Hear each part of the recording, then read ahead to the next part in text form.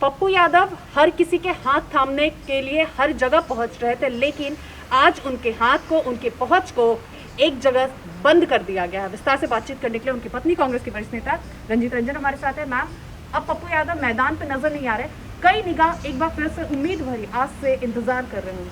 देखिए, सबसे पहले तो मैं कहना चाहूँगी कि उनको कल पटना में 9 बजे गिरफ्तार किया गया। ये कह गए कि उल्लंघन किया गया उन्होंने लॉकडाउन का। उसके बाद रात में उनको 32 साल पुराने केस के तहत मधेपुरा भेजा गया।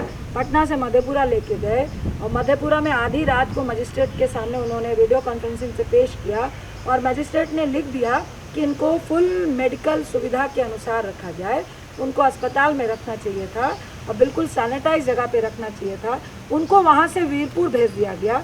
वो जेल ऐसी है कि वो क्वारंटीन सेंटर है और उस जेल के बारे में बंद हो गया था क्योंकि वो बिल्डिंग कभी भी गिर सकती है। तो मैं सरेआम सरकार को आगाह कर रही हूँ और लोगों को मीडिया के माध्यम से कहना चाहती हूँ कि सरकार चाहती है, क्योंकि उन्होंने ही टेस्ट किया और पप्पू जी अभी तक कोविड नेगेटिव हैं और हम पूरे दावे के साथ कह सकते हैं कि सरकार चाहती है कि इस तरह के रवैये से उनको कोविड पॉजिटिव हो, वो बीमार पड़े और उनकी साजिश जो है वो सफल हो। मैं फिर मुख्यमंत्री को आगाह कर रही हूँ कि जो साजिश आप कर रहे हैं उनको ज़बरदस्ती बीमार करने की, ये आपको बहुत महंगी पड़ेगी। आप जो कह रहे हैं वीरपुर जेल जर्जर स्थिति में है, पास में क्वारंटाइन सेंटर भी है, हर हालत में बहुत ज़्यादा आशंका है कि वो भी पॉजिटिव हो सकते हैं और बीते दिनों 1-2 महीना पहले उनका एक ऑपरेशन भी हुआ। बहुत ज़्यादा आशंका। क्वारंटाइन सेंटर बगल में नहीं है, उनको क्वारंटाइन सेंटर में ही वही जेल है उसमें रखा गया है जिसकी स्थिति जर्जर है। आप सैनिटाइज की बात कर रहे हैं, वहाँ पे बाथरूम में पानी तक नहीं है और उनके पैर का 10 साल पहले ही ऑपरेशन हुआ है वस्कुलर, जिसके कारण वो ज़्यादा देर खड़े नहीं रह सकते, ज़्यादा देर बैठ नहीं सकते और जो कबर्ड के बिना वो बाथरूम में जाके फ्रेश भी नहीं हो सकते। इन सब बातों को उन्होंने रात में दोहराया। आप इसकी बात छोड़िए, उनको एक मच्छरदानी तक नहीं दी गई है। एक व्यक्ति का जो 1.25 महीना पहले गॉल ब्लैडर उनका रिमूव हुआ है, डॉक्टर ने उनको 3 महीने रेस्ट बोली है, उसके बावजूद वो व्यक्ति लोगों के लिए मदद कर रहा था। और अब मुख्यमंत्री खुद उन 4 साजिशकर्ता जो महानुभाव की चोरियां पकड़ी गई थी, उनकी ईगो को क्लैश किया गया है, जिसके कारण इनको ज़बरदस्ती जो बीमार करने की साजिश रची जा रही है वो सफल हम लोग नहीं होने देंगे। जिस एम्बुलेंस कांड के बारे में आप जिक्र कर रही हैं, उसके बाद से, क्योंकि बीते 2 महीने से वो लगातार मैदान में और लगातार लोगों की मदद कर रहे हैं, ये भी अब विपक्ष का भी अब सरकार के ऊपर आरोप लगा है कि आपको गिरफ्तार करना होता तो पहले क्यों नहीं किए। ये 2-4 दिनों में कौन सी नींद टूट गई? देखिए, सबसे पहले तो मैं बताऊं आपको कि जिस मामले में 32 साल पुराने जिस केस की बात कर रहा है, वो केस अब अपील में ही नहीं है, उसमें सब लोग क्विटल हो चुके हैं। और जिस किडनैपिंग की बात हुई थी, वो व्यक्ति खुद आके बोल दिया था कि मेरी किडनैपिंग नहीं हुई है, वो केस ख़त्म हो चुका है।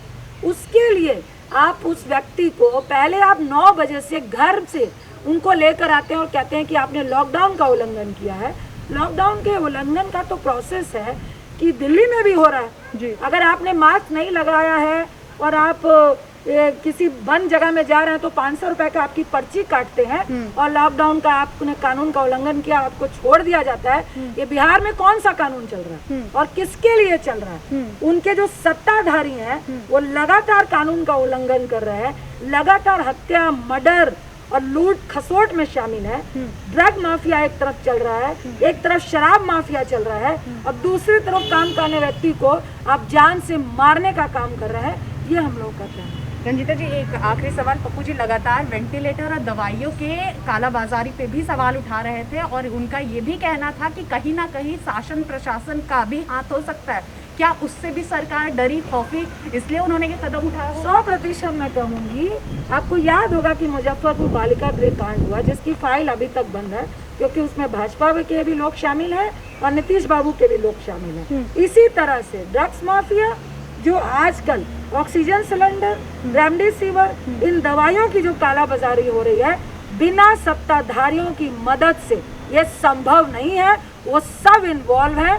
आगे मैं शायद कल जाके अगर मैं प्रेस कॉन्फ्रेंस करूंगी तो मैं बाकी चीज़ों को अभी जिन्होंने बहुत पारदर्शी महानुभाव बन रहे हैं और जो पीछे से खेल खेल रहे हैं उनके भी पोल खोले जाएंगे। जी, हमारे साथ कांग्रेस की वरिष्ठ नेता रंजीता रंजन थी और साथ ही पप्पू यादव के पत्नी, लेकिन उन्होंने साफ तौर पे कहा है कि जिस तरीके से कालाबाजारी हो रही है, जो चीजें सामने आ रही थी उससे बौखलाहट में ये कदम उठाया गया है। यहाँ तक कि नहीं बल्कि मानवता का भी ख्याल नहीं रखा गया है और जिस जेल में पप्पू यादव को रखा गया वो जर्जर है, क्वारंटाइन सेंटर है। इससे बहुत ज्यादा आशंका है कि खुद पप्पू यादव पॉजिटिव हो जाए, हालांकि वो अभी तक नेगेटिव है। अगर ऐसा होता है तो परिवार का आरोप सीधा सरकार पे। कैमरा पर्सन लेखराज के साथ नेहा, जी मीडिया, दिल्ली।